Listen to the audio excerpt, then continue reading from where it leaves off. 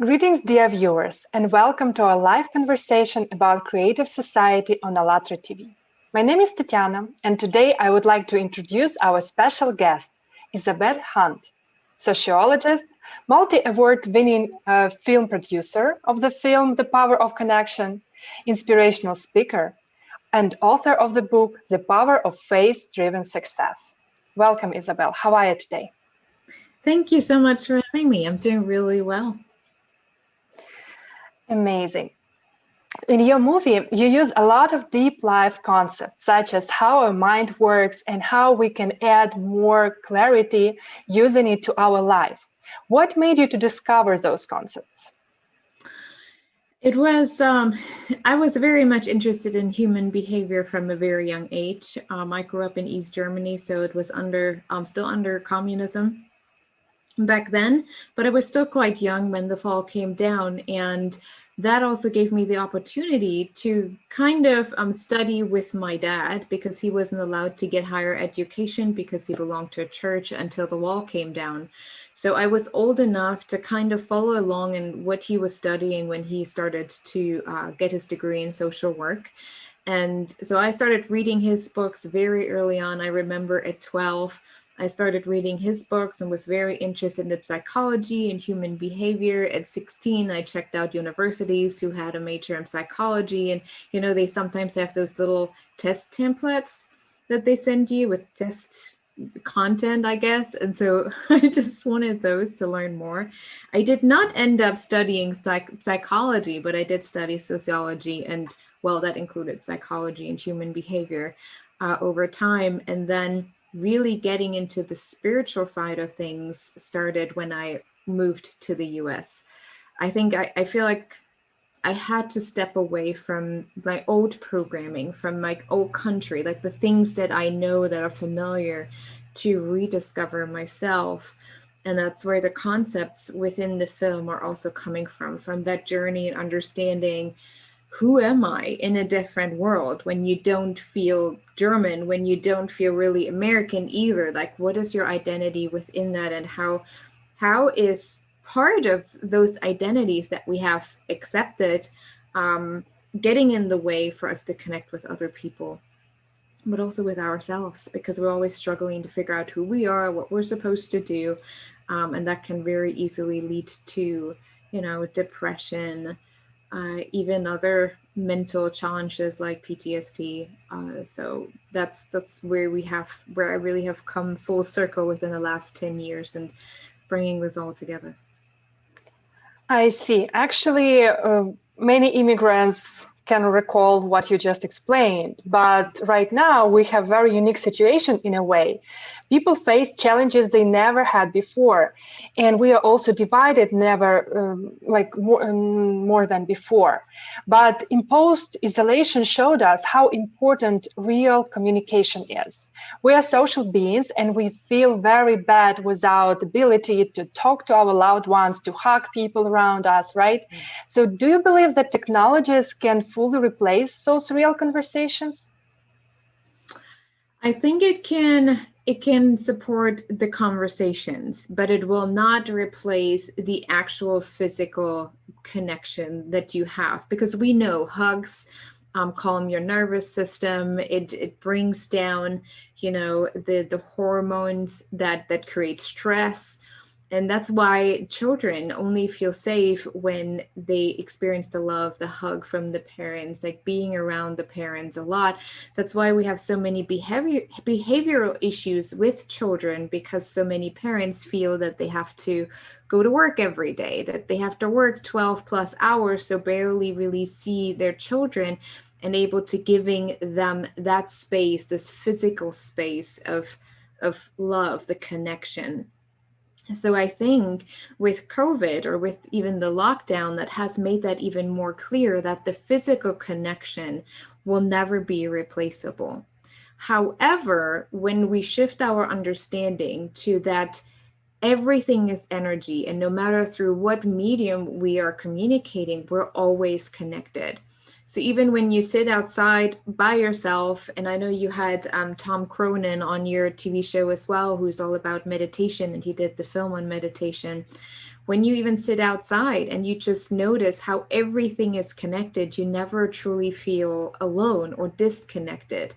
And from that place, technology can be incredible communication tool, because you and I are as much connected now through the medium of the computer, the internet, as if we were to sit across from each other in person having this conversation.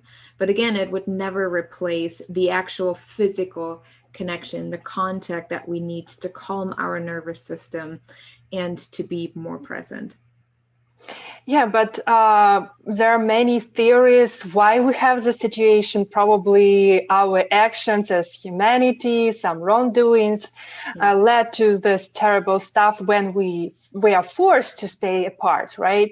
So how do you envision society where connection and human interactions would be free and basically transparent and honest as much as possible? You mean the ideal situation? Like what would Yes. be a vision? Okay. So I'm a visionary. So I see often pictures, especially when I'm in meditation. There are times where I meditate 2 to 3 hours a day. And so sometimes I have this picture where it's almost like I am able to fly over the earth. Like as a child, I always explained it to my mom. It's like the world in a snow globe, and I feel like I can shake it up and I can watch it. It's like, I have also synesthesia, so I see everything in color. And so when I focus on specific areas in the world or people, I see colors shifting. And with the psychology of color, I also see, what is happening within a person right in that moment, or within a city, the collective energy of it. So what I would envision, and I think we're partly getting there, because even with COVID, I often feel that I have created a parallel universe where I don't watch the news, so I don't really pay attention to what's going on, because I don't want this to become my absolute reality. Because we know someone spreads an idea, the idea, gets followers.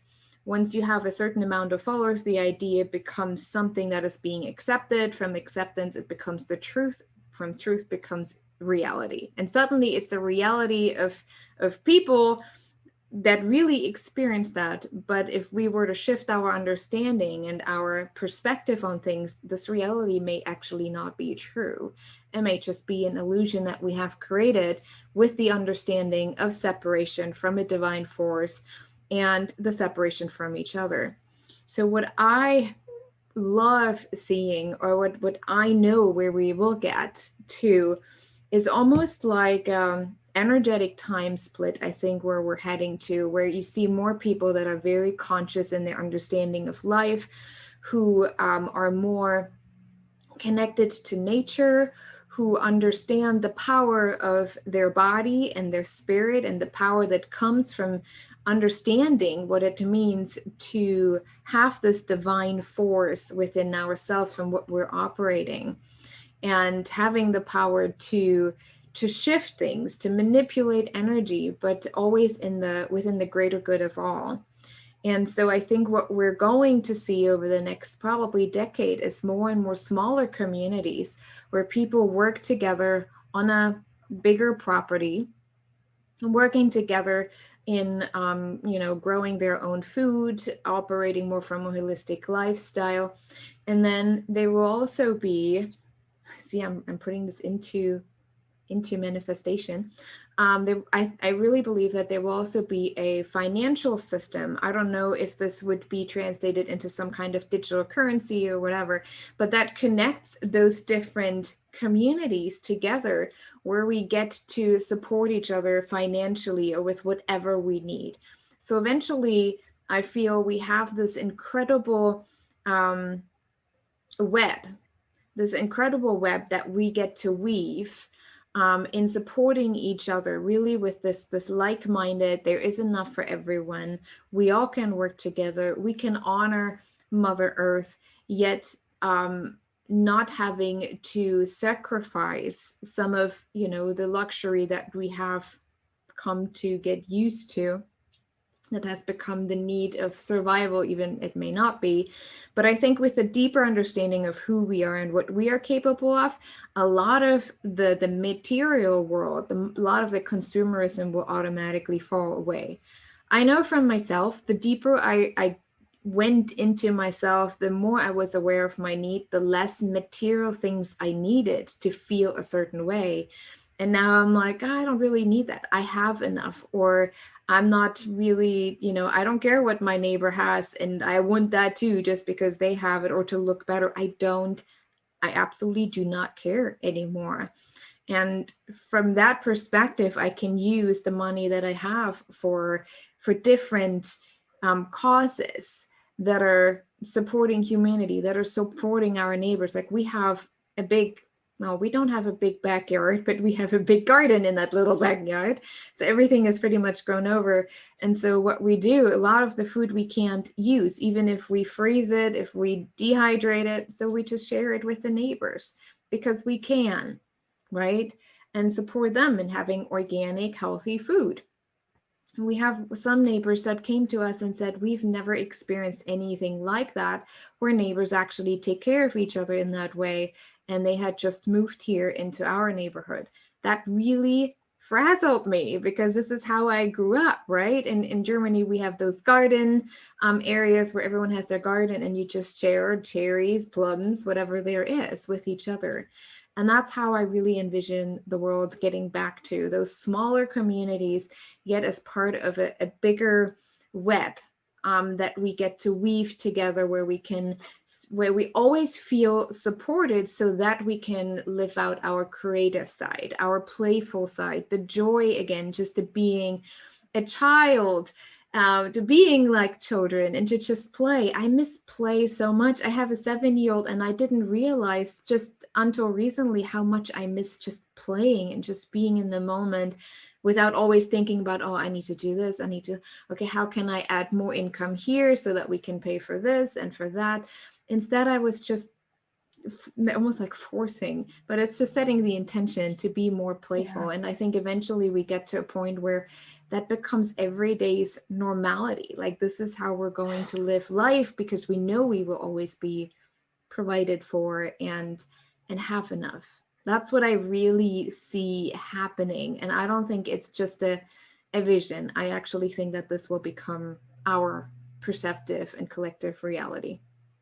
Yeah, actually, as you mentioned, consumerism is a format that leads us actually nowhere, and it makes people feel powerless.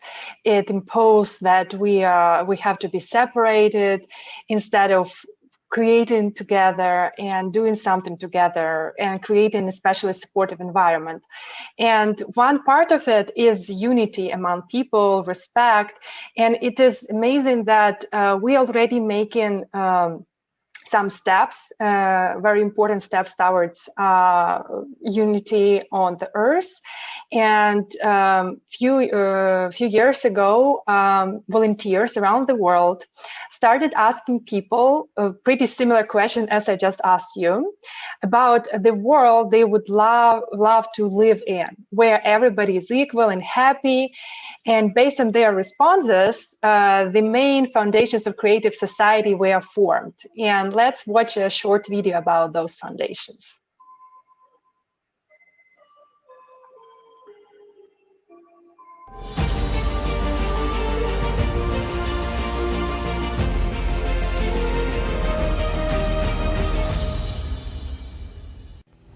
The biggest social polling in our entire history of civilization has been conducted during the last 10 years by people around the world. 180 countries, millions of people of different social statuses, denominations, nationalities, talk about the society in which they want to live in. And this is a creative society. Based on the answers of the people from around the world, 8 foundations of creative society were established. A society where all people can live in happiness, peace, and prosperity. This is that very society that our prophets bequeathed to us. All prophets talked about the value of life, freedom, honesty, common human values, equality before God, mutual respect, and unification of people, about love for each other. They talked about the common truth and about the world which we can create.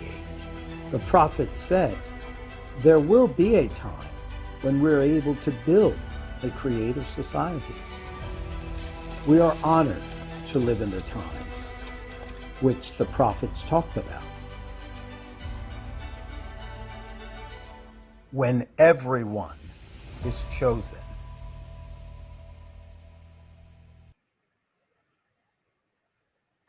So when we do those interviews, it's always amazing how similar answers are. Like we all have similar needs, similar wants, but I'm curious about your opinion. What can each of us do personally to get closer to this creative society? Well, that's not the first time someone asked me that question. And I always say radical honesty with ourselves is the first step. I think even in the film, I started out with this radical honesty with where I was at that really created division within myself, but mostly with other people that I perceived as different. People who didn't believe the same thing, who didn't look like me, people who just had different values. And I created that gap. I created this arm length, stay over here so that I can feel safe. I think the very first realization that people need to have is that it starts with ourselves, because we have this collective intellectual energetic field, right, that we're born into from like our individual energetic field. For whatever reason, our soul chooses this particular collective energetic field that we're being born into.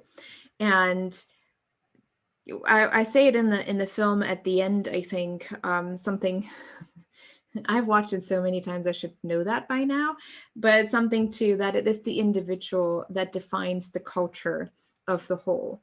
So within our own individual energetic field, when we shift toward compassion, love, kindness, understanding, acceptance, we automatically create a ripple effect within the energetic field of the collective. And we're shifting each little molecule, each little particle toward the frequency of love. And the more people do that, the more it becomes the accepted reality of the whole, and we're shifting the entire collective energetic frequency. Right now, this collective energy is still stuck within the matrix of separation. You can tell like there's something almost like a force trying to keep it alive, trying to hold it to where just the few have a sense of power, just a few are able to control the masses. But we're seeing all over the world that is not working anymore. This is just all starting to slowly break apart and fall apart. And we're seeing people standing up to truly embodying unity and community within all kind of different nations. I mean, here we are. I'm originally from Germany. You're originally from the Ukraine, right? But we both live in the US. And so this is a whole nother cultural circle. And yet we can have conversations that are, open and inviting and based on love. And I think that's where we're heading toward. Yeah, indeed. The situation isn't working, and especially when power belongs to just few people who think Right. they are gods or can do whatever they want. And it is interesting that just this Saturday we had international conference, Global Crisis. This already affects everyone. It was spontaneously translated into 72 languages, and people actually discuss those topics, especially how AI, artificial intelligence, would affect us, and how bad the situation with ecology went through. And do you believe that people have a role in this climate disasters that we're facing right now, when weather basically changes and there are more and more events that makes people to relocate, for example? Yes, this is a tricky topic because people really fast put you either on the left or the right side, right? And depending your answer, but I think there is a way in between. I don't necessarily believe in climate change as being presented by the left. Reason is we do have the technology, at least the governments do have the technology to change weather patterns. That means they have technology, and that's all based on, quantum and whatever else there is. I'm not too familiar with all of that, but we do have, military in particular, have technology that can shift weather pattern, however it is most of service to the few. Because the more you have people suffering, the more you can control them. So we know that, like, I think it was even, where was it? It was to one Olympics a couple years ago. Was that somewhere in Asia? I cannot remember exactly where it was, but I remember where they were talking about that they were blowing those particles into the clouds because they wanted nice weather for the Olympics and they needed it, blah, blah, blah. So they dissolved the clouds with technology. So we are capable of doing that. On the other hand, it is about responsibility. We can say it doesn't exist because that again gives the individual the excuse, oh, I can just continue my life as I have, and we're just throwing plastic into the oceans. The more you, the less you pay attention to what you're actually using and how you're using certain materials, even if it's chemicals down the drain, how you treat your yard. If it's, just running off into the pond, like we have a pond right here and it's disgusting because all the crap runs right into the pond and all the animals are dying from it. So there's a level of responsibility that we need to understand. And again, the more we go within, the more we feel the connection even to nature. Like sometimes I just go out and have a conversation with the doves. We have baby doves. They don't fly away. They just look at you and like, oh, nice conversation. Great. Like they are that far away from you and they don't even do anything. We have lots of baby bunnies and they just sit there, I don't know. It's just a frequency thing that they don't feel threatened by you and they just come and just sit there. Even with the plants, you talk to the plants and thank them for the harvest that you were able to do. When you get so deep where you understand that everything is one, you do anything and everything to protect Mother Earth. You start to really respect Mother Earth from how you use things. Now, obviously, we will never be able to completely, fully get rid of plastic, not within the next probably 50, 60 years, I would assume. But eventually everything will shift, more is able to do with hemp. We try not to use single-use plastic anymore at all. That's why I have my water bottle here that I take everywhere. Those kind of things. So there's an in-between between the radical left and how it is portrayed. And again, the way it is portrayed there is very much about control. If we don't, it's fear-mongering. If we don't do this, then this will happen. Where on the other side, you have the other extreme. Oh, none of that is true, so we don't really have to do anything. It's just, conspiracy. No. There is a middle, there is an in-between, and that's where we have to meet. But, people, whoever on which side, who are about fear and who are about power, they are not willing to meet in the middle because it doesn't serve their agenda and their motives. So that is my take on that. The responsibility is there for every individual, but we have to meet in the middle, and we have to understand that there's a lot going on that we don't even know about. Because now you have the scenarios where the ultra rich create tunnels to keep themselves safe and bunkers and tunnels to connect them all.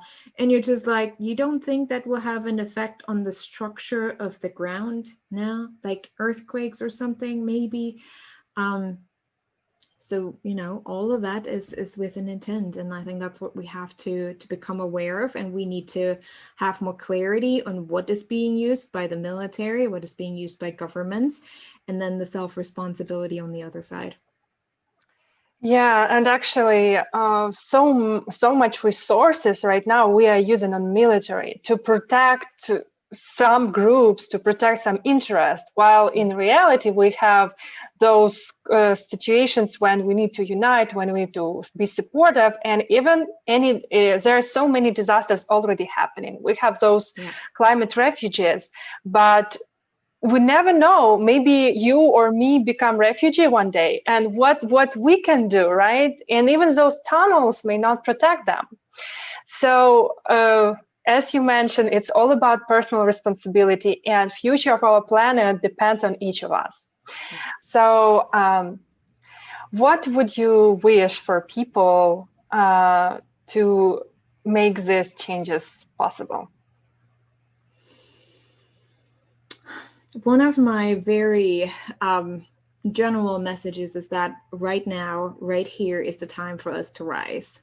That is rising by going deeper. And if we can all step a little bit aside, and COVID really gave us that opportunity to come to ourselves, to go back home within ourselves so that we can rise within the masses and really create a massive shift within our consciousness.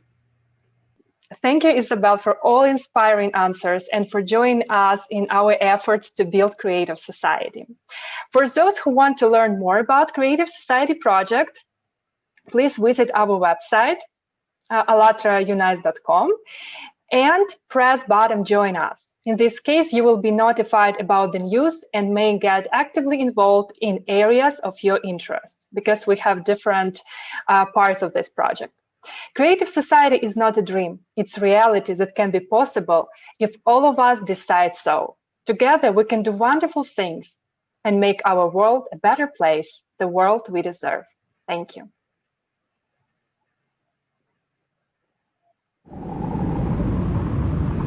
The anxiety is growing stronger and stronger.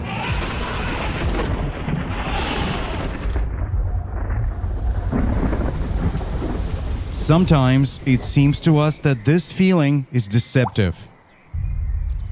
But unfortunately, irreversible processes are obvious.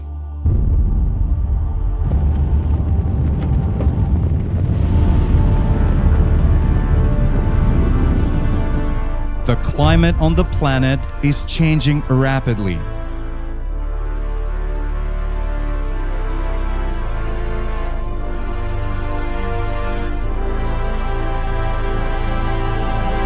Cataclysms are growing.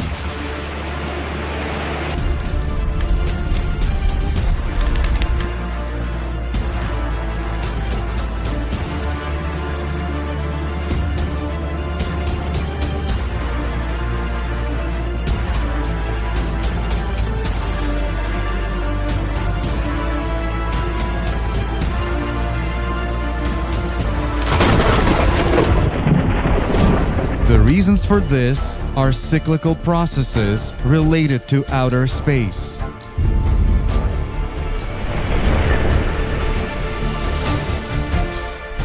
Affecting the core of the planet.